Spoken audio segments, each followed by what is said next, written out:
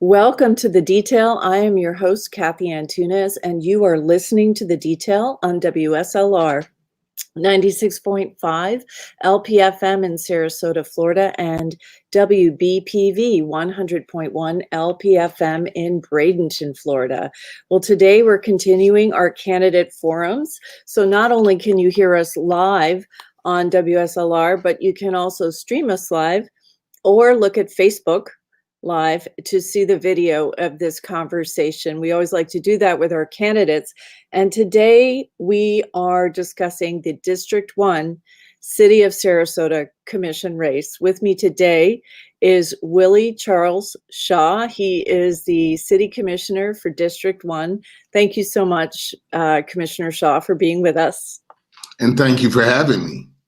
You're so welcome. I do want to say your opponent, the challenger in this race, is Kyle Scott Battie. Unfortunately, we did reach out to Mr. Battie. We did not hear back from him, but as is our habit and our custom here, we don't cancel forums. We hold them and let the candidate who is willing to show up and speak to you all. So Commissioner Shaw, that is you. If Kyle Scott Battie does get in touch, and if for some reason, he couldn't make it and would like the airtime, we certainly will give him the same airtime between now and Election Day. So Commissioner Shaw, thank you again for being with us. And thank you for having me. Yes. So I'd like to kick it off with, for somebody who doesn't know you, right? You're running for the District 1 City Commission seat. But for someone who doesn't know you, who hasn't met you, tell us about yourself and tell us why you're running. Oh, very well. My name is Willie Shaw. I'm a native of Sarasota. My family has lived here over 110 years. I am a retired U.S. Postal Service employee. I am a Vietnam era veteran. Very active community-wise in North Sarasota and throughout Sarasota in my American Legion post. I am an associate minister of the Mount Tabor Missionary Baptist Church. We have 9 children, 3 of which are 9 children. Wow. Daughters of I consider everybody. My sister was slain, and I raised her 3 girls with my 2 and my wife's 4. So that's 9. We just had last week our 25th grand, and that's good. Little solar. I am very active on the City Commission and have been very well blessed to chair our Metropolitan Planning Organization, the Southwest Regional Planning Council, of which I'm chair presently. I have chaired the Minnesota League of Cities on the local level, regional level. At state, I serve on the Florida League of Cities, and there I am the vice president of the Florida Black Caucus of elected officials. I have chaired the Fast Fly-In. This is the Florida Advocacy Strike Team. We're the individuals that travel to Washington and advocate those priorities of the state at the state within our governance bodies in the legislative House and Senate. I am a member, an original member of REAL, an organization within the National League of Cities, a body that is REAL, R-E-A-L, Race, Equity, and Leadership. That's quite a resume. Okay. That's quite a bit. And you mentioned you also were in the Postal Service. Did you mention that? Yeah. Yes, I did. Yes, you did. Okay. All right. So, military man, Postal Service, extensive time as a commissioner. you were elected in 2011, is that right? Yes, ma'am, I was. Okay. Well, I want to kick it off for the listeners. The city of Sarasota, I think, is important to everyone in Sarasota because it's like our hub of the kind of the identity of Sarasota. It's the city. To me, of course, I live in the city, so I'm biased, but I think it's important to everyone in the county. And what's gone on over the summer with the death of George Floyd and kind of being, of course, we've had many other instances of African Americans dying at the hands of police or, unjustified use of force. It appears to be unjustified. And it's been, kind of a moment in our country. In Sarasota, I'd say probably the most the critical mass where that issue is most potent is your district. I would you agree with that? Oh, definitely. It Yeah. is the district. It is the place. Right, District 1, because District 1 has Newtown on down to the Rosemary District, Park East, but Newtown is where we have the largest population of African Americans and in Sarasota, and this is where Rodney Mitchell was killed by a city of Sarasota policeman. Oh, no, A few ma'am. years. That was not a city of Sarasota. I'm glad to be corrected. No, ma'am. Yeah. And it has been mistaken. No, that was a county deputy. Okay. In Washington Court. That's a very important distinction. Please. Okay. Which was, thank you for correcting me. So and I apologize for interrupting. No. No, you needed to. Tell me what your thoughts are about where the city is, and this would be the city police department, but also the relationship with the county, because as you say, Rodney Mitchell was killed by a county officer, and then a week prior to George Floyd's death, there was video of a city police officer using a knee to the neck on an African American man in Newtown. So, Commissioner Shaw, where do we stand on this? As a commissioner, what have you seen? And if reelected, what will you continue to do or do differently in Sarasota to improve the situation? It is in the continuance. When we go back to the day of Rodney Mitchell, the incident taking place with Mr. Mitchell at Washington Court and MLK between 29th. We, on that very day, was in North Carolina studying community policing. Both myself, county deputy, then Mr. Ed Brodsky, all traveled together to the state attorney. The state attorney, yes. Mm-hmm. We all had traveled to these High Plains, North Carolina, to study community policing, where we learned of that incident. We have been, and we were there simply because of the incidents that were prior taking place in North Sarasota in the Newtown area with SPD and building a better relationship with local law enforcement.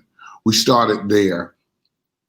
Not only did we go and do community policing, we came with a DMI, drug market intervention, alternatives to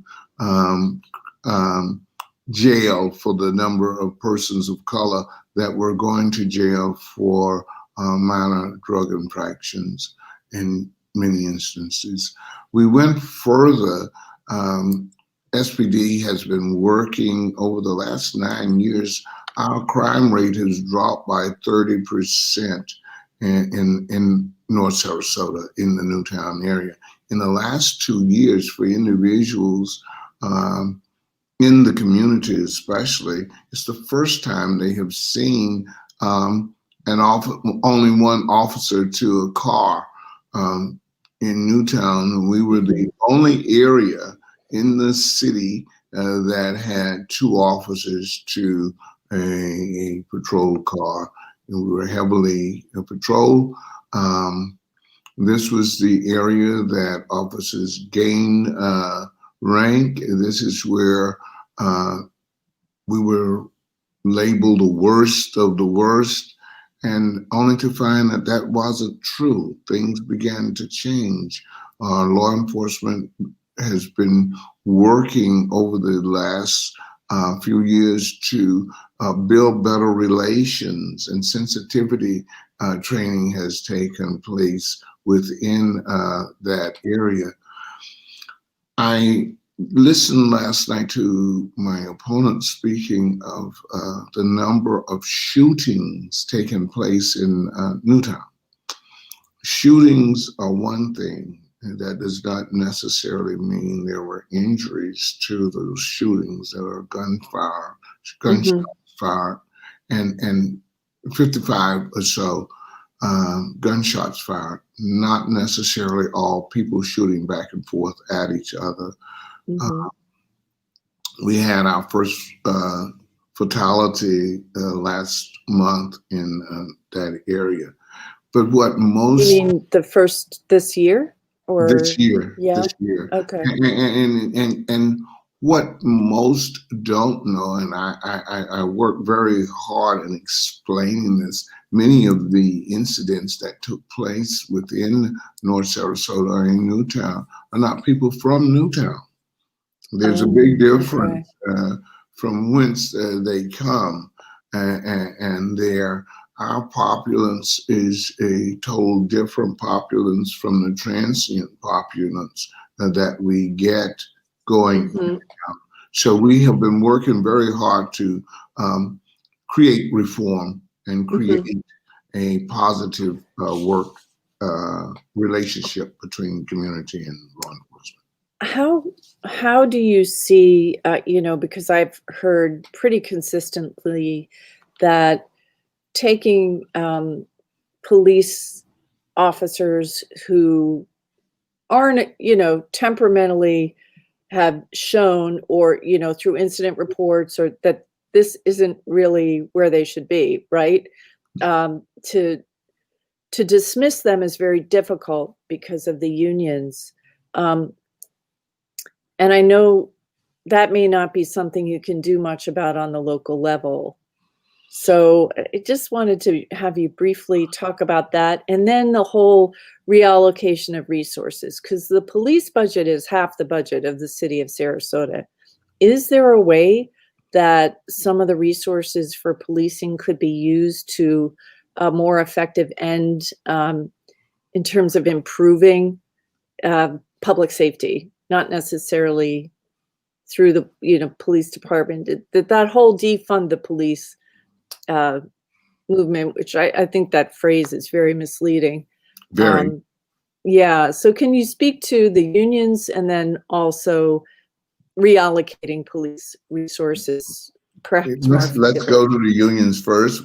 Okay. From the U.S. Postal Service, I was a steward, chief steward, vice president, and president of my local union. So unions are big in the area. And it is the responsibility to protect those individuals that they represent. So that's going to happen.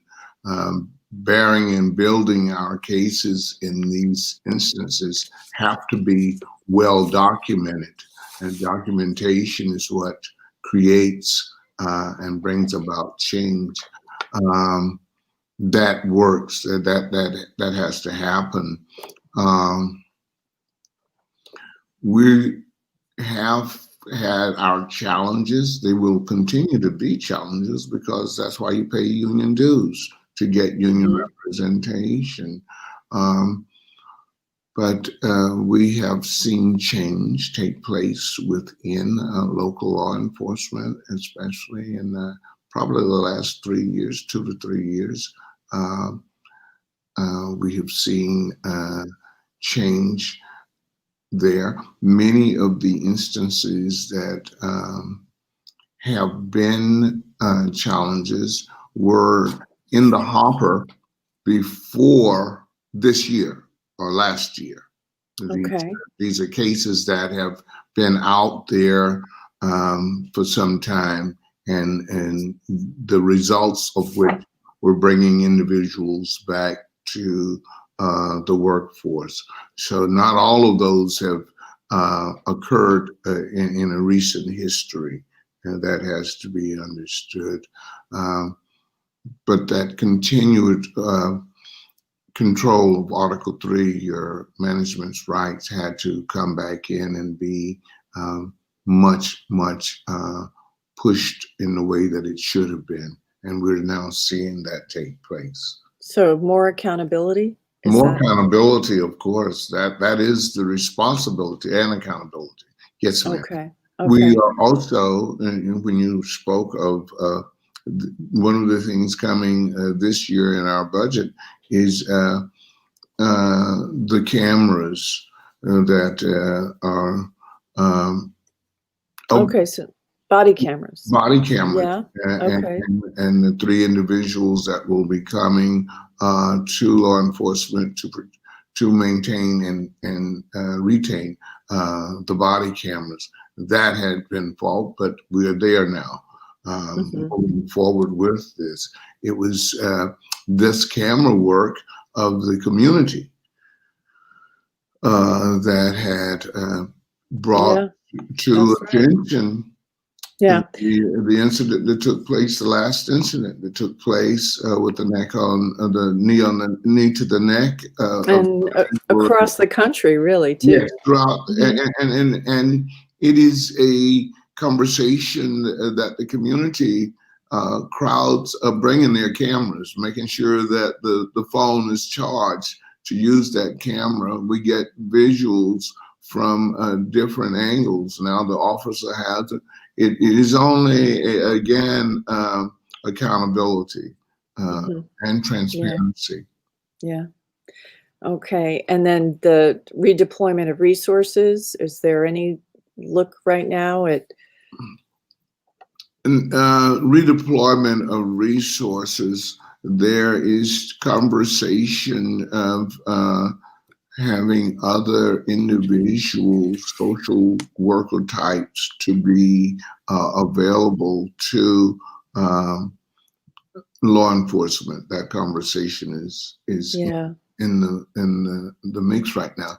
I have to say, though, we just had an incident 3 weeks ago where there was a hostage situation taking place in North Sarasota, and SPD did an outstanding job of working to bring that individual and bring that situation to a calm. It was also very much a training period for the community at the same time.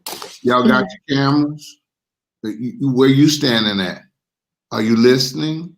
Not listening at them? Are you listening to them? Do you hear what's being said? Yeah.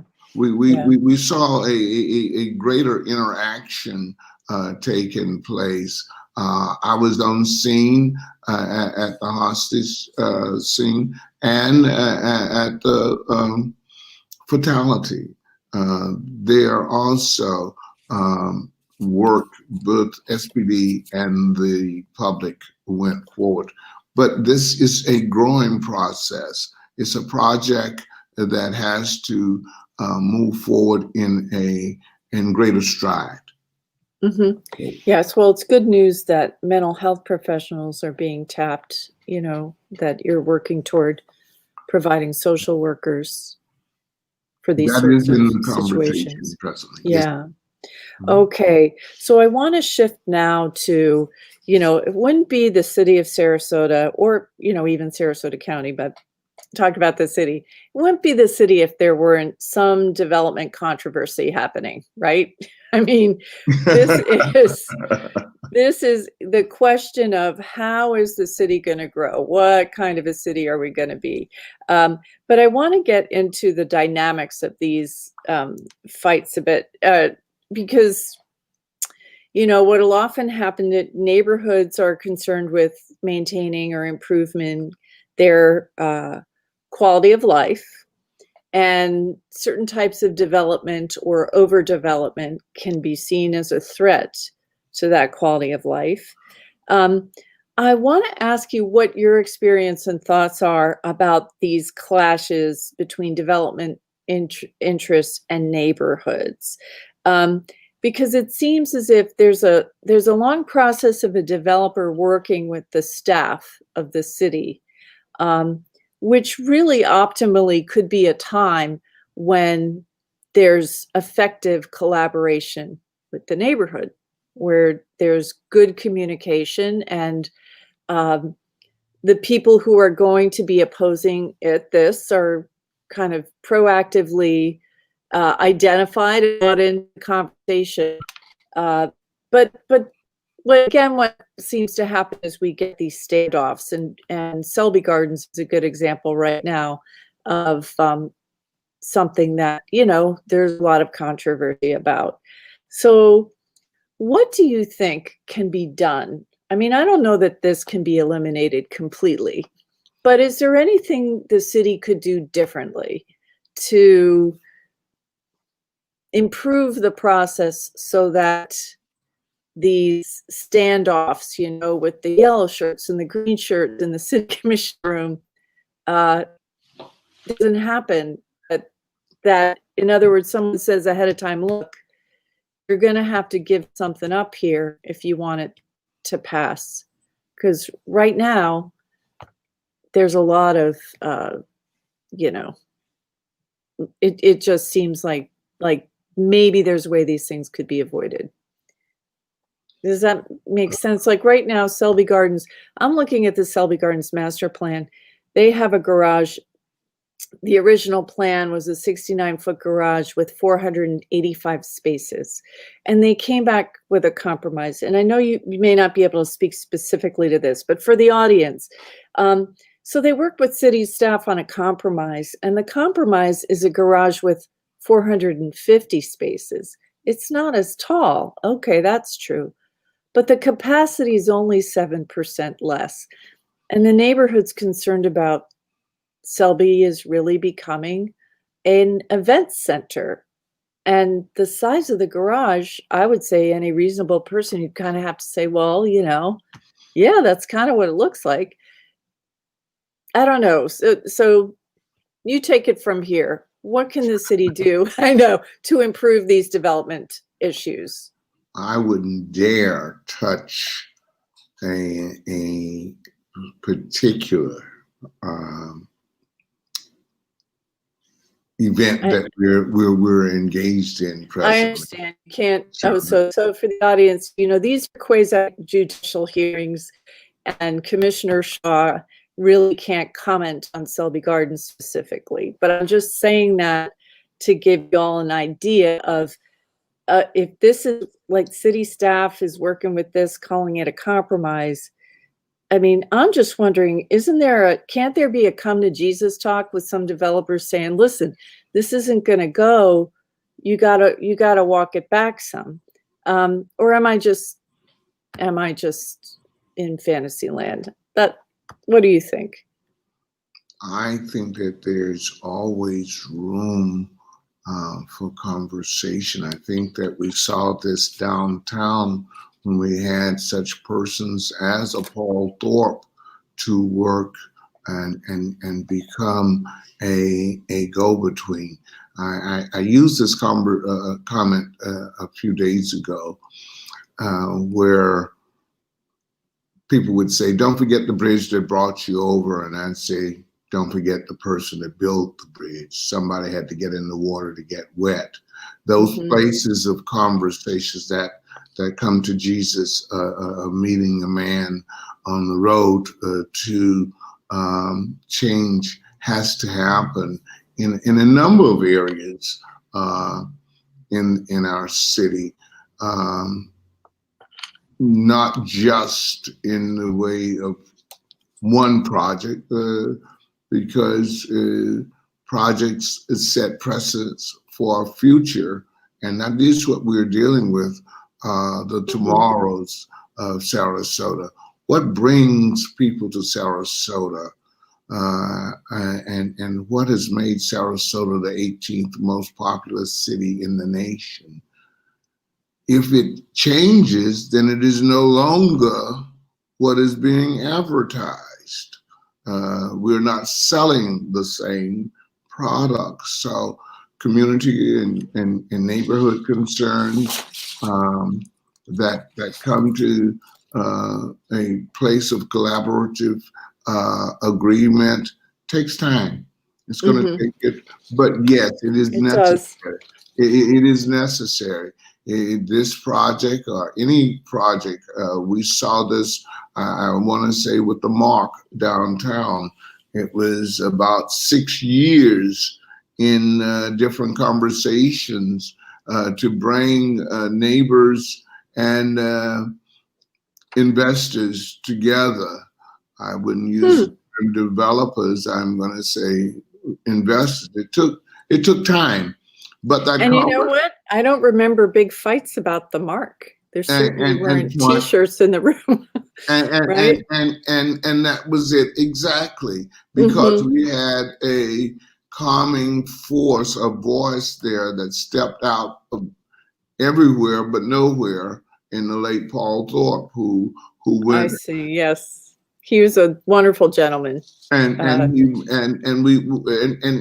that's what it takes. In all of these instances, it's going to have to take somebody willing to get wet. Somebody willing to get in there. Have to get in the water.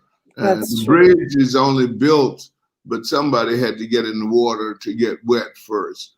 And that's a big person. That's a bold person. Yes. And if for listeners who may not, Paul Thorpe, the beautiful park with the mermaid fountain has been named Paul Thorpe Park. He organized the Christmas parade in Sarasota. He sat at the table of CCNA. I sat there with him for a number of years. So it's nice to remember people like that. And, you know, he was not an elected official, but he certainly impacted the city. And that's a great point. You know, citizen advocates like Paul Thorpe can make a big difference. And that advocacy is important here, because you are the resident. You are here. Yeah. You're coming here. That's so true. That's so true. So I need to take a break and remind everyone you're listening to WSLR 96.5 LPFM in Sarasota, Florida, and WBPV 100.1 LPFM in Bradenton, Florida. I am speaking with our District 1 City Commission Forum. That's what we're speaking about. I'm speaking with Commissioner Willie Charles Shaw, who is the incumbent city commissioner. He is being challenged by Kyle Scott Battie. And Mr. Battie was invited. We did not hear back from him. If he does get in touch with us, we will give him the same time on the station.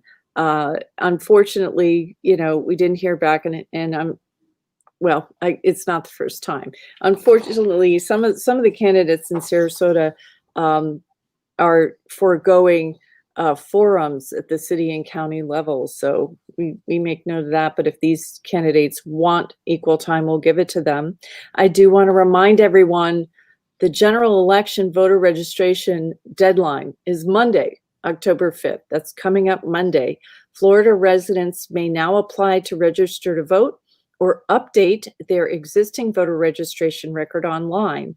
Go to registertovoteflorida.gov to complete and submit an online application.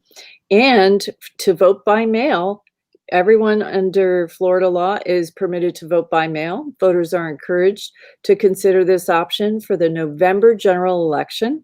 as the situation with COVID-19 may make people hesitant to go to the polls in person. You may request a vote by mail ballot in person, by email, fax, or phone. Only the voter or a designated member of his or her immediate family or legal guardian can request a vote by mail ballot for the voter. To request a vote by mail ballot, you can go to sarasotavotes.com or call 941-861-6000. The deadline to register a vote by mail ballot is October 24th for the November 3rd election. And you can always drop that off if you don't, if you prefer to drop it off. You don't have to mail it in. So, Commissioner Shaw, let's see. I am wondering your take on the planning board, speaking again on development issues. Last summer, the summer of actually 2019, the planning board came before the city commission to make recommendations on how to improve the city's code enforcement and building code. But city staff objected, saying the planning board should make policy recommendations only. Excuse me. They were saying that they should not make policy recommendations. Yes. Okay. Should the planning board be able to make proactive recommendations to improve the city's building code or code enforcement? And, you know, the planning board is a group of 5 volunteers who do considerable work. They don't get paid, but every major development decision comes before them and is vetted by them before it comes to the city commission. Should they be able to make recommendations or leave that to city staff? Again, the planning board is no more than an advisory board. Mm-hmm. And that's what its role is. Decision making comes to the commission, and that's Yes. the other side. Staff, I very much depend upon the city's staff for its knowledge. 11 out of 9 of them were there when most of us were elected. These people have been on the job long before, so I consider their influence and their advice sincerely when it comes to the commission and policy. No advisory board has the policy making decision. They are only making giving recommendations. It then becomes the work of the elected to delve, research, and find what's going to be best for the whole.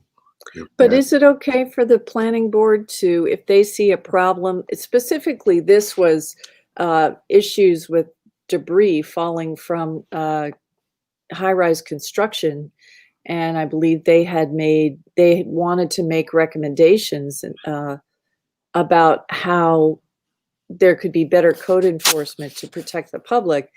That seems fairly reasonable, and yet the staff was quite upset that they would make recommendations. So, you know, and again, that we have two sides dealing with maybe one issue, but not all issues at the same time. Would this coding, would this zoning be particular to one area or the entirety of our city? I think that was one of the areas that staff was concerned about in doing some of this coding. Should they can make that, they can make those recommendations. I don't find them to be negative. Yeah. Okay. So let's move into affordable housing. Yes, let's do.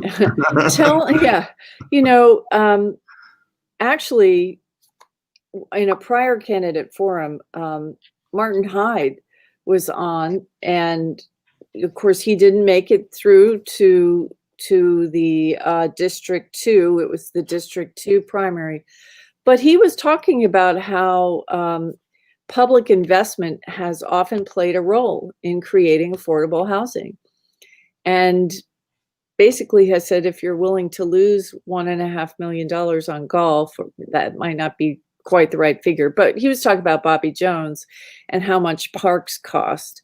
Of course, parks necessarily don't generate revenue, but I think the point was well taken that there is a role for public investment often in the creation of affordable housing.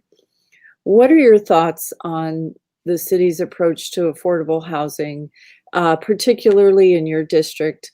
What do you think can be done to improve the situation? Because Sarasota is an expensive place to live. And that it is, and the word affordable alone takes us down a path that is different. It's just affordable to live in the mark. That's affordable housing. Attainable workforce. Yes. Yes. Yes. Okay. Really? Yeah. So places where, people, nurses, firefighters, servers in our restaurants, if you work an 8-hour day, you ought to be able to maintain yourself, right? And Definitely. It's a national problem that, a living wage, but part of that is the housing component. So. Yes, definitely. I am very much supportive of a living wage. I'm very, very much supportive of attainable housing for the workforce, individuals in that area needing a place to live, but having the affordable, the job necessary to make the payment. And not only do we need the affordable housing, the attainable housing of the workforce house, I need skills. We need skills, and this is not a Newtown issue. This is a Sarasota issue. Our workforce at the local level need that. They're young people, black, white, brown, and all needing job skills. This last year, 2019, we got 8 people to do air conditioning out of Newtown. I don't know how many people have come from other areas throughout the nation to Sarasota and gotten jobs and training, and the people living here have not gotten it. In order to maintain and retain those individuals here for housing, they have to have the skill sets also to go along with this. Right. You have to provide them something for wanting to build a house, buy a house, or live here. The only way we're going to change this is to address it in all areas. Housing comes with so much more to it. It is impacted by skill sets. It's impacted by the jobs that we have in the area. So I know city has a responsibility to the housing market, to affordable housing, density and other things of this sort. But how do we get the individual that's a server, that's a CNA in a house? How do we create that housing for them, and in the area that needs it most, underserved, and would yet be identified as a diverse area? And when I use District 1, I find it to be one of the most diverse areas of all Sarasota in this. But housing wise, it yet retains, and I use the word retain quite a bit because I want us to hold Sarasota. I want us to hold Sarasota. I want young people not to get up. My opponent has left Sarasota, spent 20 years away, when he could have been here in Sarasota, maybe making a difference in housing or whatever. How many other young people from Sarasota leave Sarasota to go other places, and others come into this area getting a job with a skill set, making a livable wage, getting housing. Affordable housing is necessary. Right. But Yeah. we have to put all of the pieces to this pie together to make the whole pie. Yeah. Okay. Well, I want to shift a bit now to have you answer some of your critics. Okay. Okay. Because in the past, you know, at a city commission meeting, you have come dressed in overalls and basically taking issue with attitudes of people who are bringing forward different concerns. I want you to explain. And so there's a criticism of you that maybe you're not professional enough. Maybe you're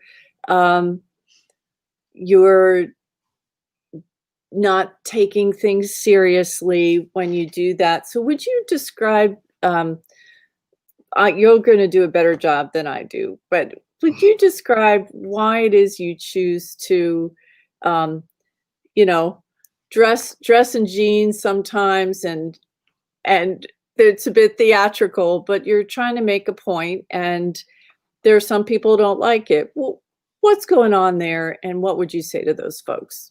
Very, very much so. I find myself being the voice of Sarasota. I just had recent conversation. It's Sunday, as a matter of fact, speaking to individuals outside of the city in rural areas of Sarasota County who are now finding themselves being gentrified and being encroached upon. Coming into this area, there again, those of us who never left Sarasota but who have stayed in Sarasota and love Sarasota, have a great passion for it. I'm that voice when you see me in those overalls. I'm that voice that is speaking up and speaking out for Sarasota when it comes to you're seeing me in overalls. I don't only wear overalls to a commission meeting when that point is being brought out. I wear my overalls in quite a few places where if you come to any MLK breakfast, you will find me in overalls. Those of you who travel to my office will find a wall behind me with pictures of my great-grandparents, my great-great-grandparents, and my parents on the one wall. On the other wall, you will find a sign saying, for sale, 7 Negroes, likely slaves. The one wall behind me reminds me of those that I represent. The other wall reminds me that I can't be bought. Many times when you see me in overalls, I have been challenged in a position or a place where I have to come out and make a statement. I have to draw attention to the issue at hand, and it is so very big. It is nothing new. You will see me in overalls when we go to do the myrtle cutting, ribbon cutting. And why? Because it took us 20 years to get a railroad crossing done. And that's work. And you work in overalls. My great-grandfather and his brothers were gandy dancers for the Seaboard Railroad. They wore overalls. I wear my overalls when I'm going to work. My jeans, I'm a worker. I'm a field hand. I'm out getting dirty. I don't mind getting wet. And so building the bridge, right? Yes, ma'am. Very, very much so. So hopefully that expresses or I explains think so. this. Thank you. Yeah, I think so. I did want to ask you as well, if you're just joining us, you're listening to my interview with City Commission incumbent candidate Willie Charles Shaw, running for District 1 in the city of Sarasota. You're listening to The Detail. Let's talk about the pandemic, the COVID-19 situation. And the city of Sarasota has a mask ordinance. Um, by all appearances, this is a situation we're going to be living with for a while. How do you see any changes on the horizons you'd like to make to address? He's putting on his mask. For those of you who aren't watching our live stream, Commissioner Shaw's wearing his mask right now. Tell me about, I've heard people suggest that maybe Main Street should become all pedestrian, to make it a little easier for restaurants to put tables out. That's one idea. Are there any other ideas, in terms of small business loans? Obviously, you support masks, and I appreciate that. What do you see the City Commission's role is in this, and any other changes that need to be made due to the pandemic? Yes, I think the city went out front and made great efforts to provide Main Street vendors and entrepreneurs parking spaces that could yet be moved to increase their volume tables and this sort. Both the CARES Act and the funding that has been provided is, again, round two to get those individuals funding to help them along with reestablishing and maintaining their businesses. Has been that funding is there. That funding is being shared again. A deeper round here for many of the individuals in District 1 are home businesses, and we went so far as and deep to get to that person this time. It's a growing process. It's a process that is evolutionizing itself as we speak. We're making changes. We are adapting to this the pandemic and what COVID-19 has done. I don't think any of us had a plan in place to do what we're doing with this, but we have given to the downtown and to the city as many opportunities to assist and hold these venues together going forward. Do I think that the Main Street needs to be a pedestrian? That conversation hasn't come before me yet. No, I know. It's something people have talked about. Yes. It's just it's an idea. Yeah. Yes, and these ideas easily broached brought to a conversation. How and who will go with this? So yes, Okay. I'm open to conversation. You're open to that. Okay. Yes. So I'd like to give you the opportunity to just share what you see as the biggest challenges facing the city, maybe that we haven't touched upon, or, well, more specifically, your district. Your district includes the Rosemary District, as well as Newtown, Park East, Central Coconut. What Bayou Oaks. Bayou Oaks, yeah. So, from the airport on down to just north of Fruitville, right? And how far east would you go? like Over Lyme? to Is that right? Lockwood Lockwood Ridge. Ridge. Okay. Yes, ma'am. So, is there any particular, we talked about policing, but what would you like to see happen in your district? What are the biggest challenges? You touched on gentrification a little bit in the conversation. We discussed affordable housing. Is there anything else? Well, of course, the job skills and the job training. Yeah. These are very, very much conversations when we're speaking to special interest groups. Many times we can see a project being done, and if you're there early enough, you see the workers coming in are being brought in. They're not local, and one of the things I love, the late Michael Manley of Jamaica saying to Mr. Hilton, when Hilton built the hotel there, Hilton said, well, now I'm going to bring the boat and we're going to bring the workers. And Mr. Manley said, not here, you won't. You build it, we're going to run it. And that's the attitude Sarasota has to take. This is the attitude we have to, that voice that you heard me speak of earlier, that's the voice of people who live here, black and white, brown, and are not being included in this conversation of the workforce. Inclusiveness is one of the conversations that I think is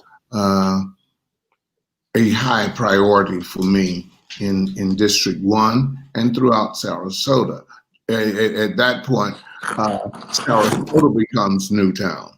I think you make a good point.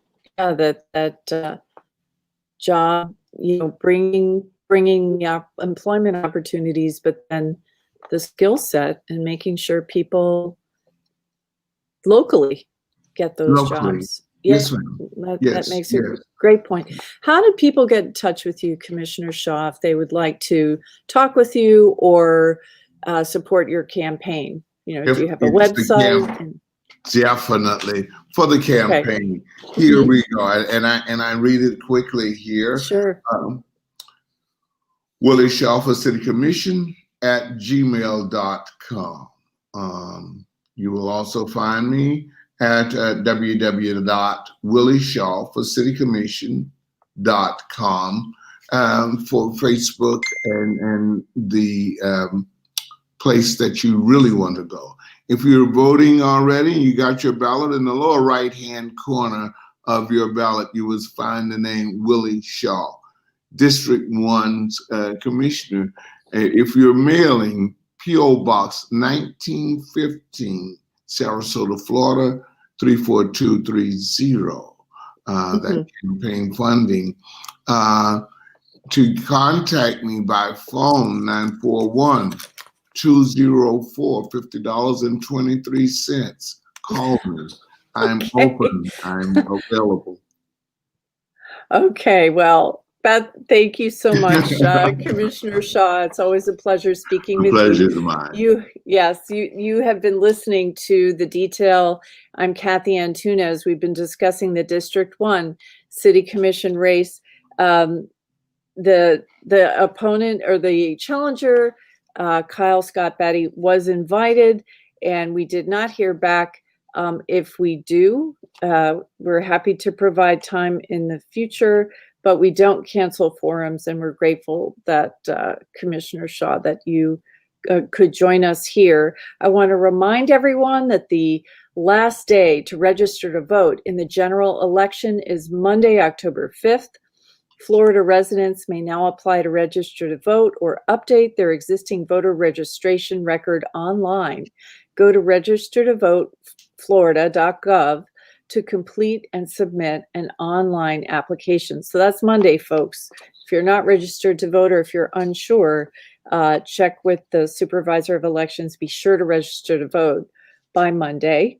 And under Florida law, all registered voters are permitted to vote by mail. Voters are encouraged to consider this option for the November general election, as the situation with COVID-19 may make people hesitant to go to the polls in person. You may request a vote by mail ballot in person, by mail, email, fax, or by phone. Only the voter or a designated member of his or her immediate family or legal guardian can request a vote by mail ballot for the voter. To request a vote by mail ballot in Sarasota County, you can go to sarasotavotes.com or call 941-861-6000. I want to let you all know that the Critical Times is out. I've got 2 articles in there, one about the defeat of dark money, Eric Robinson's race, what happened there.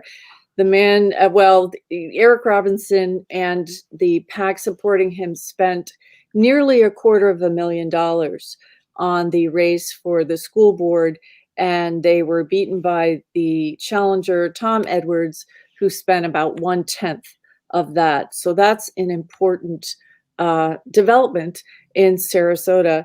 And then the other article is about the city commission races, where I unpack the financial contributions, who's backing different candidates. Yes, you know your campaign contributions are in there. Commissioner Shaw, lots of neighborhood support. Please stay tuned to my friend Carlos Pagan and Medtropics. Make it a great day. Thanks so much for joining us. Thank you.